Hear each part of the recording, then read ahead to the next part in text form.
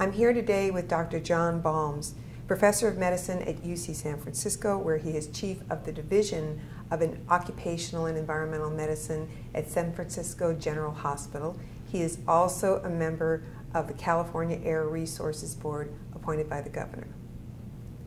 Dr. Balmes, do federal and California air pollution standards take into account research like Dr. Ritz's, which show that local exposures and health outcomes may be significantly higher than average for a region?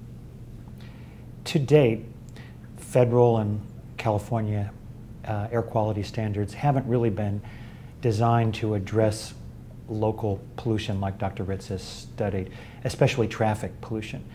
The Clean Air Act, which is the federal legislation that governs air quality control in this country, including California, really deals with one pollutant at a time, like ozone, particulate matter, or nitrogen dioxide, and not the traffic mix. Dr. Ritz's research and the research of others have really shown in the last decade that exposure to the traffic mix of pollution may be more important than exposure to any single pollutant in that mix. In California, we're starting to recognize the importance of traffic and are trying to design regulations to protect the public health from the health effects of traffic, especially diesel exhaust.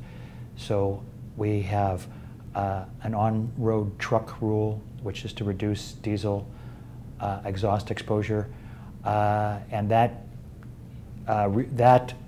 standard is fed from research like Dr. Ritz's.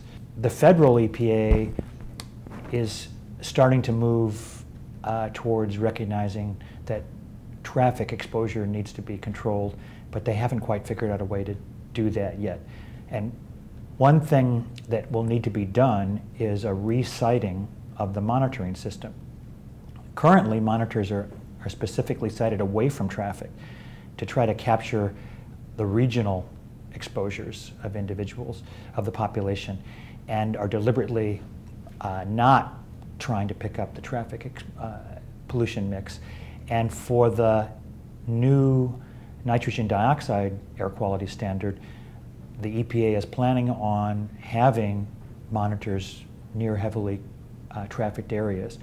And that will change how we do business in air quality control. Do local air pollution exposure health effects fall harder on low-income and minority groups? And if that's true, how? Unfortunately, that is true. So if you think about where industrial facilities like power plants are located, and where rail yards and ports are located, and actually where major freeways are often located, it's in poor neighborhoods, and poor neighborhoods of color. So there's actually very good evidence that people of minority background and of low socioeconomic status bear a higher burden of exposure to pollutants. What is the Air Board doing right now to try to address these issues? Does the Air Board address these local hazards for specific communities or by specific sources, like ports, highways, railroads, and airports? Well, actually, the Air Resources Board is working to address both of these. So with regard to specific sources like ports and rail yards, there are programs to reduce diesel exhaust exposure, improve locomotives for the rail yards, and cleaner trucks, and electrification of cranes and electric power for ships that are docked at ports. So those sources are being dealt with specific regulation and specific programs. And then with regard to specific local communities, the implementation of AB 32, the climate change mitigation legislation that the Air Resources Board has responsibility for, we are actually adopting a policy of trying to identify the most impacted communities in the state. What else should be done to address local exposure to air pollution? Who should be responsible? Well, some of the actions that need to be done at the state level. And so given that some of the most harmful exposures are on our roadways. We need to make sure that the vehicles on our roadways are as clean as possible. And CARB has two main programs with regard to cleaner vehicles. One is the Zero Emission Vehicle Program for personal automobiles, and we're trying to encourage the auto manufacturers to have cleaner vehicles. And as part of that effort, you'll start to see plug-in hybrids in the next model year.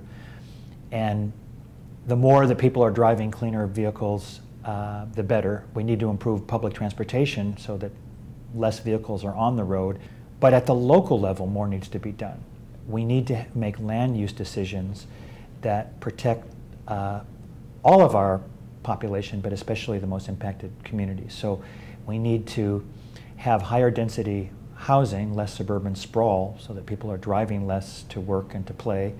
But we also need to site those more dense urban dwellings at an appropriate distance from freeways and major arterials. So that's a land use process that it's tricky, but it's doable.